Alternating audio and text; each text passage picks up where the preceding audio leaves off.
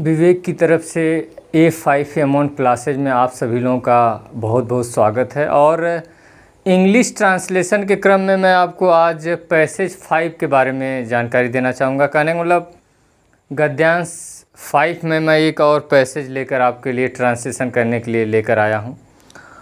और इसमें मैं आपको जानकारी देना चाहूँगा कि जैसे ये पैसेज है, ईश्वर चंद्र विद्यासागर एक योग्य अध्यापक थे। इसका मतलब है कि यहाँ देखिए is am are was were का प्रयोग किया गया, क्योंकि इसमें कोई मुख्य क्रिया है नहीं। तो इसका हम ट्रांसलेशन करेंगे, कर्ता लगाएंगे, उसके बाद is am are was were में से कोई एक, और उसके बाद अन्य शब्द की अंग्रेजी लिखेंगे। तो ईश्वर चंद्र विद्यासागर, तो इसका मतलब लिखेंगे यहाँ ईश्वर चंद्र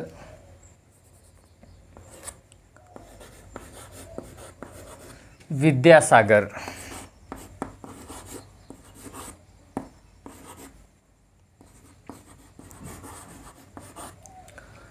एक योग्य अध्यापक थे। इसका मतलब वाज, यहाँ देखिए सम्मान के लिए लगाया गया, एक वचन है इसलिए वाज का प्रयोग करेंगे। ईश्वर Chandra Vidyasagar was an able माने हो गया योग्य, और देखिए स्वर से उच्चारण किया जा रहा है इसलिए एन एक की अंग्रेजी लगाएंगे। Was an able teacher. ये देखिए कई विद्यार्थी उनके पास पढ़ने आते थे। इसका मतलब यह पास्ट इंडेफिनिट टेंस का भाग आते थे, तात आती थी। इसका नियम होता कर्ता, उसके बाद क्रिया का सेकंड फॉर्म प्लस कर्म। अगर एक ही वाक्य में दो क्रियाएं आ जाती हैं तो उससे पहले टू लगा के लिख दीजिए, या क्रिया में आईएनजी लगा के लिख दीजिए। जैसे कई विद्यार्थी, मतलब आप कई विद्यार्थी मतलब सेवरल, मैनी स्टूडेंट भी लगा सकते हैं आप, मैनी भी कई की माने अनेक विद्यार्थी में, इसका मतलब सेवरल स्टूडेंट्स आते थे। देखिए इसका मतलब कम का सेकंड फॉर्म केम। उनके पास, उनके मतलब क्या, उनके पास मतलब देम नहीं लगाएंगे, उनके अंग्रेजी होती है, लेकिन ये एक वचन है तो इसके बाद उनके पास यहाँ नियर नहीं लगाएंगे, टू हिम लगा देंगे। टू हिम, और उसके बाद टू रीड, टू हिम, और उसके बाद टू रीड माने पढ़ने के लिए आते थे, टू रीड। ये देखिए आगे देखिए, एक वृद्ध पुरुष भी उनके पास पढ़ने आया। इसका मतलब ये भी पास्ट इंडेफिनिट टेंस का वाक्य, कर्ता क्रिया सेकंड फॉर्म प्लस कर्म। तो आप लिखेंगे एक वृद्ध पुरुष का मतलब हो जाएगा एन ओल्ड मैन, यहाँ लगा दीजिए भी की अंग्रेजी आल्सो। पढ़ने आया केम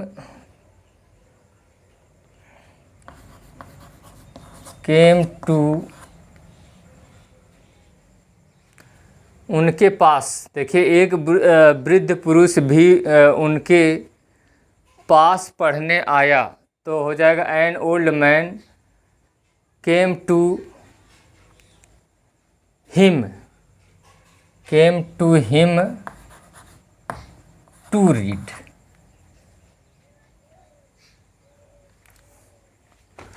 टू रीड,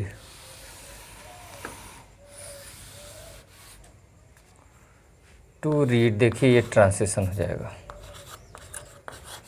पास के अंग्रेजी नियर नहीं लगाएंगे। An old man also came to him to read, माने उनके पास, टू हिम का मतलब हो जाएगा टू हिम टू रीड, यहाँ हो जाएगा उनके पास पढ़ने आया, पास्ट इंडेफिनिट टेंस।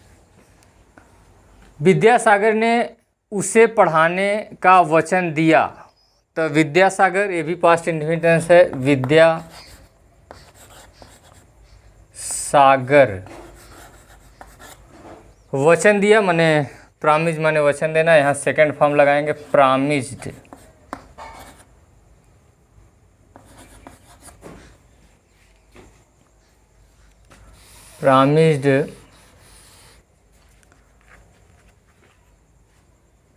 टू या प्रॉमिस्ड हिम टू रीड। ये देखिए, विद्यासागर ने उसे पढ़ाने का, सॉरी यहाँ पढ़ाने का मतलब to teach. Vidyasagar promised him to teach, हाँ पढ़ाने का वचन दिया, पास्ट इंडेफिनिट टेंस। किंतु बूढ़े को व्याकरण कठिन लगता था। तो मतलब कहने का मतलब किंतु बूढ़े को व्याकरण कठिन लगता था कि मतलब पाया। उसने कहने का मतलब हो गया अनुवाद कि उसने व्याकरण को कठिन पाया। लगने का मतलब है कि उसके लिए ग्रामर कठिन लगने का मतलब है कि उसने ग्रामर को माने व्याकरण को पढ़ने में कहने का मतलब क्या हो गया, कठिन पाया। तो यहाँ इसका अनुवाद करेंगे बट बूढ़े ने मतलब कि यहाँ उसके बाद द ओल्ड मैन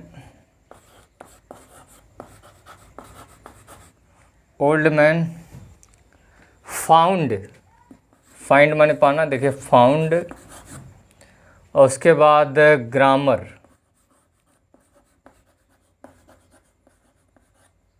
और उसके बाद हो जाएगा difficult.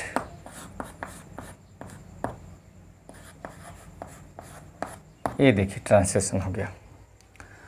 But the old man found grammar difficult. Vidyasagar ने ऐसे विद्यार्थियों की सुविधा के लिए व्याकरण की एक पुस्तक लिखी है। थोड़ा देखिएगा,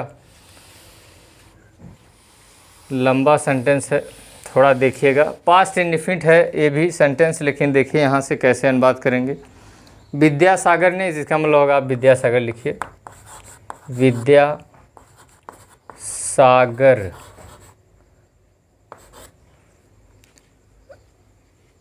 विद्यासागर ने ऐसे विद्यार्थियों की सुविधा के लिए व्याकरण की एक पुस्तक लिखी।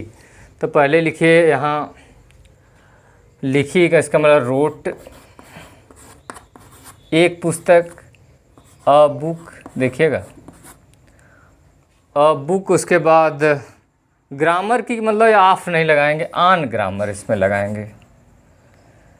Vidyasagar wrote a book on grammar. ये देखिए ग्रामर पर। और उसके बाद हो गया, देखिए विद्यासागर ने, यहाँ अनुवाद हो गया व्याकरण की एक पुस्तक लिखी, इसका अनुवाद हो गया। और ऐसे विद्यार्थियों की सुविधा के लिए फॉर, और उसके बाद यहाँ देखिए wrote a book on grammar, और उसके बाद हो जाएगा for the benefit of grammar. उसके बाद क्या, ऐसे विद्यार्थियों के फॉर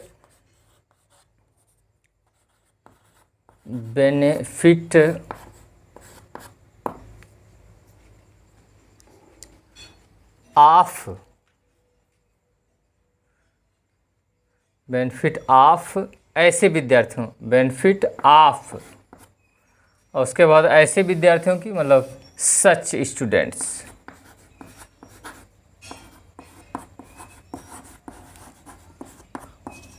देखिए कैसे अनुवाद किए। विद्यासागर ने ऐसे विद्यार्थियों की सुविधा के लिए व्याकरण की एक पुस्तक लिखी। तो हो जाएगा Vidyasagar wrote a book on grammar for benefit of such students. और यह पुस्तक समस्त भारत में पढ़ाई जाती है। देखिए ये है पैसिव वॉइस का अनुवाद हो गया। जैसे अगर आप जानते होंगे कि अगर प्रेजेंट इंडेफिनिट है तो उसका अगर पैसिव वॉइस में अनुवाद किया जाता है तो वो हो जाएगा प्रेजेंट कंटिन्यूअस टेंस में हो जाता है। तो ये देखिए है कि यह पुस्तक समस्त भारत में पढ़ाई जाती है, माने लोगों के द्वारा पढ़ाई जाती है, द्वारा यहाँ प्रकट हो रहा है। तो यहाँ क्या करेंगे, सबसे पहले कर्म लिख के उसके बाद इज लगाएंगे, उसके बाद क्रिया का थर्ड फॉर्म लगाएंगे। जैसे मान लीजिए अगर कहा जाए कि गाली दी जाती है, जैसे अनुवाद अगर करना हो तो गाली तो अपने आप होती नहीं है, मतलब गाली कोई देगा ही, तो इट इज़ एब्यूज्ड हो जाएगा इसका अनुवाद। उसी तरह देखिए यह पुस्तक समस्त भारत में पढ़ाई जाती है, तो यहाँ हो जाएगा सीधा सा आप करेंगे दिस, और उसके बाद हो जाएगा बुक, दिस बुक इज, देखिए आप इज यहाँ लगाएंगे, कर्म, उसके बाद क्या नाम है, इज एम आर में से जो लगा, इज एम आर में से एक लगाते हैं तो एक वचन है, दिस बुक इज, उसके बाद पढ़ाई है, क्रिया का थर्ड फॉर्म टाट, समस्त भारत, इसका मतलब हो जाएगा थ्रू आउट, थ्रू आउट या ऑल ओवर, उसके बाद इंडिया, वैसा भी कह सकते हैं, थ्रू आउट इंडिया। ये देखिए पूरा ट्रांसलेशन हो गया।